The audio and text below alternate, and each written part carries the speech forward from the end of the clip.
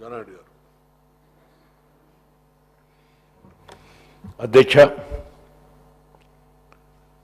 కిష్టారెడ్డి గారు మా సహచరుడిగా కాంగ్రెస్ పార్టీ శాసనసభ్యుడిగా కొనసాగుతూ అకస్మాత్తుగా మరణించడం మా అందరికీ బాధాకరం. అంతకంటే మిన్నగా నాకు చేదోడు వాదోడుగా ఉంటూ ఇటు అసెంబ్లీలో బయట ఇటు పార్టీకి ఇటు అసెంబ్లీ సమావేశాల్లో అన్ని విధాలుగా సహకరిస్తున్నటువంటి ఒక మంచి మిత్రుడిని కోల్పోయినందుకు ఇటు వ్యక్తిగతంగా పార్టీ పరంగా మేము బాధపడుతున్నాం. అదే సందర్భంలో ఆయన వ్యక్తిత్వాన్ని ఆయన వివరించినటువంటి తీరుని ప్రభుత్వ పరంగా ముఖ్యమంత్రి గారు కూడా గమనించి విషయం చెప్పిన దాంట్లో సత్యం. అంతేకాదు నాకు వ్యక్తిగతంగా కూడా 1981లో సమితి అధ్యక్షుడిగా ఆయన ఉన్నప్పుడు నేను ఈ రాష్ట్ర మంత్రిగా ఆ ప్రాంతాన్ని పర్యటించేటువంటి సమయంలో నా ఎంట 1-2 రోజులు పర్యటించి 81 నుండి ఇప్పటి వరకు 82 నుంచి 83 నుంచి ఇప్పటి వరకు సుమారు 32 సంవత్సరాలు అనుబంధంగా ఆత్మీయతగా పెంపొందినాం.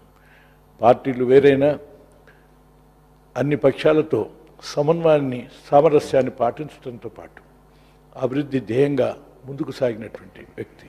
అందుకు నిదర్శనం సంకేతం వారి ప్రాంతం. అందుకు అక్కడ ప్రజలు ఆయనకు ఒకసారి సర్పంచ్గా, సమితి అధ్యక్షుడిగా, 4 పర్యాయాలు శాసనసభ్యుడిగా ప్రజలకు ఆయనకు అవకాశం ఇచ్చినారు. అందుకు అనుగుణంగా ఆ ప్రాంతంలో అన్ని వర్గాల వెనుకబడినటువంటి ప్రాంతమైన అక్కడ అభివృద్ధి చేయటానికి వివిధ ప్రభుత్వాల్లో చాలా కృషి చేసినాడు. ఆ సందర్భంగానే ఆయన ఇంకేదైనా మిగిలిపోయిన పని ఉంటే ఈ ప్రభుత్వ పరంగా కూడా ఆ ప్రాంతానికి ఆయన ఇచ్చిన హామీని నిలబెట్టడానికి మాతో పాటు ప్రభుత్వం సహకరించి ఆ విధంగా ఆయన ఆత్మశాంతిని చేకూర్చాలని ఈ ప్రభుత్వాన్ని నేను కోరుతున్నాను అధ్యక్ష. ఆ విధంగా ఆ ప్రాంతంలో అభివృద్ధిని సాధించేదానికి ప్రత్యేకంగా జిల్లా కూడా ముఖ్యమంత్రి గారికి సంబంధించిందే కాబట్టి ఆ ప్రాంత ప్రజలకు ఆయన ఇచ్చిన హామీని నిలబెట్టే దాంట్లో ఈ ప్రభుత్వం సహకరించమని నేను విజ్ఞప్తి చేస్తూ, ఏదేమైనా అకస్మాత్తుగా మరణం సహజమైనప్పటికీ జరిగిన సంఘటన బాధాకరం. ఆ విధంగా మాకు తీరని లోటు. ఈ సందర్భంగా ఆయన ఆత్మకు శాంతి చేకూరాలని ఆయన కుటుంబ సభ్యులకు నా సానుభూతిని తెలియజేస్తూ సెలవు అధ్యక్ష. దయాకర్ రావు గారు.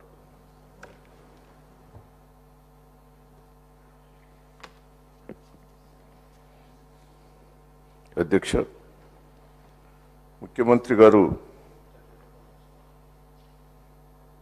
పటేళ్ల కృష్ణారెడ్డి గారి సంతాప తీర్మానాన్ని బలపరుస్తూ, ఒక మంచి వ్యక్తి పోయిన అసెంబ్లీలో పుట మాతో పాటు పక్కన కూర్చున్నారు. ప్రతి చర్చలలో కూడా సలహాలు సూచనలు ఇచ్చే వ్యక్తి. పబ్లిక్ అకౌంట్స్ కమిటీ చైర్మన్గా తెలంగాణ లోపల మొదటి వ్యక్తి అనే చాలా బాధాకరం. ఆయన చిన్న రాజకీయంగా ఒకటేసారి ఎమ్మెల్యేగా వచ్చిన వ్యక్తి కాదు. ఒక సర్పంచ్గా, ఓ సమితి ప్రెసిడెంట్గా, ఓ సూపర్ బజార్ చైర్మన్గా, 4 సార్లు శాసనసభ్యునిగా రాజకీయంగా అనుభవం ఉన్న వ్యక్తి. అటువంటి వ్యక్తి చనిపోవడం చాలా బాధాకరం. పార్టీకే కాదు, తెలంగాణ ప్రజల్లో ఒక మంచి వ్యక్తిని పోగొట్టుకున్నాం. రాజకీయాల్లో ఒక ఆదర్శమైన వ్యక్తి కృష్ణారెడ్డి గారిని కూడా ఈ సందర్భంగా తెలియజేస్తూ, మా తెలుగుదేశం పార్టీ తరఫున నా వ్యక్తిగతంగా కూడా ఆ కుటుంబాన్ని ఆ భగవంతుడు అన్ని తీరులా ఆదుకోవాలని, అదే తీరుగా నేను ఒక చిన్న సూచన ప్రభుత్వానికి అండర్ రూల్ 77 ప్రకారం రైతుల ఆత్మహత్య మీద కూడా ఒక తీర్మానాన్ని ప్రవేశపెడితే బాగుంటుందని ఈ సందర్భంగా నేను విజ్ఞప్తి చేస్తూ మేము కూడా ఒక లెటర్ ఇచ్చాం. 1300 మంది రైతులు ఆత్మహత్యలు చేసుకున్నారు. దాని మీద కూడా తీర్మానం పెట్టవలసిందిగా నేను విజ్ఞప్తి చేస్తాను. లక్ష్మణ్ గారు, డాక్టర్ లక్ష్మణ్ గారు. పట్టోళ్ళ కృష్ణారెడ్డి గారు శాసనసభ్యునిగా కొనసాగుతూ అర్ధాంతరంగా గుండెపోటుతో మరణించడం అనేది అందరినీ కూడా ఆశ్చర్యానికి గురిచేసింది. వారి లేని లోటు ఈరోజు చాలా స్పష్టంగా సభలో కనపడుతున్నది. తెలంగాణ రాష్ట్రంలోనే ఒక సీనియర్ రాజకీయవేత్తగా కొనసాగిన వ్యక్తి. వారు కాంగ్రెస్ పార్టీ శాసనసభ్యుడు అయినప్పటికీ వారు తెలంగాణ రాష్ట్ర అభివృద్ధి పట్ల, సంక్షేమం పట్ల అనేక విధాలుగా కూడా వారు తపన చెందేవారు. వారు తన రాజకీయ జీవితాన్ని సర్పంచ్గా ప్రారంభించి సమితి అధ్యక్షులుగా 4 పర్యాయాలు ఎమ్మెల్యేగా గెలిచినాడంటే ఈనాడు రాజకీయాల్లో ప్రవేశించేటువంటి కొత్త తరానికి, కొత్త రక్తానికి అది ఒక ఆదర్శంగా స్వీకరించాలి. సర్పంచ్గా గెలిచి వచ్చిన వ్యక్తి ఈరోజు ఏ తరమైతే రాజకీయాల్లోకి రావాలని తపన చెందుతున్నారో, రాజకీయాల్లో షార్ట్ కట్ మెథడ్స్ ఏమి ఉండవని, ప్రజల కోసం నిరంతరం కృషి చేసే వ్యక్తులకు తప్పకుండా ప్రజల ఆదరణ ఉంటుందనే దానికి సాక్షాత్తు నిదర్శనం కృష్ణారెడ్డి గారు.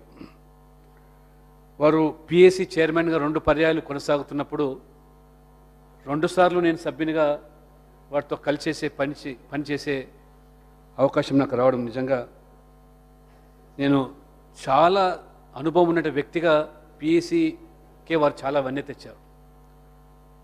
వారు పిఎస్సి చైర్మన్గా ఏదైతే కాగ్ ప్రస్తావించినటువంటి అంశాలు ఏవైతున్నాయో, మన కొత్త రాష్ట్రంలో ఒక నూతన వరడుని సృష్టించాలి, ప్రజాధనం దుర్వినియోగం చేసేదానికి ఆస్కారం లేనట్టుగా ఖచ్చితంగా మనం కఠినంగా వ్యవహరించాలి, బాధ్యులైన వాళ్ళని చర్యలు తీసుకునే విధంగా మన కమిటీ సిఫార్సులు చేయాలని, ఆ రకంగా కాగ్ సంబంధించినటువంటి రిపోర్ట్స్ అన్నీ కూడా వాటిని వేగవంతం చేసి తరచుగా సమావేశం పరిచినటువంటి వ్యక్తి. ఒక సందర్భంలో వారం రోజులకు ఒకసారి సమావేశం పరిచి అన్ని విషయాలను కూడా బ్యాక్లాగ్స్ అన్ని కూడా ఆ రోజు ఆ రకంగా గంటల తరబడి కూడా సమావేశాన్ని కొనసాగిస్తూ క్లియర్ చేస్తూ సంబంధించిన వాళ్ళని చర్యలు తీసుకునేదానికి సిఫార్సు చేసిన వ్యక్తి. వాస్తవంగా వారు పరమపదించినటువంటి రోజు కూడా పిఎస్సి సమావేశం జరగాల్సింది.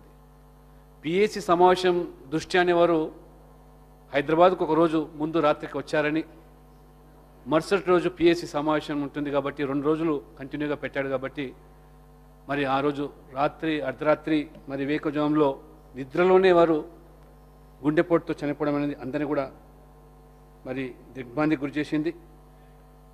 ఆ వ్యక్తి ఉస్మాన్ యూనివర్సిటీలో ఎల్ఎల్బి పూర్తి చేసి ఒక న్యాయ వృత్తిలో కొనసాగుతూ రాజకీయాలకు వచ్చిన వ్యక్తి. వారి అంత్యక్రియలకు మా పార్టీ తరఫు నుంచి నేను, మా సభ్యులు రామచంద్రరెడ్డి గారు ఇద్దరం వెళ్తే మొత్తం మా జిల్లా అంతా కూడా తరలి వచ్చింది.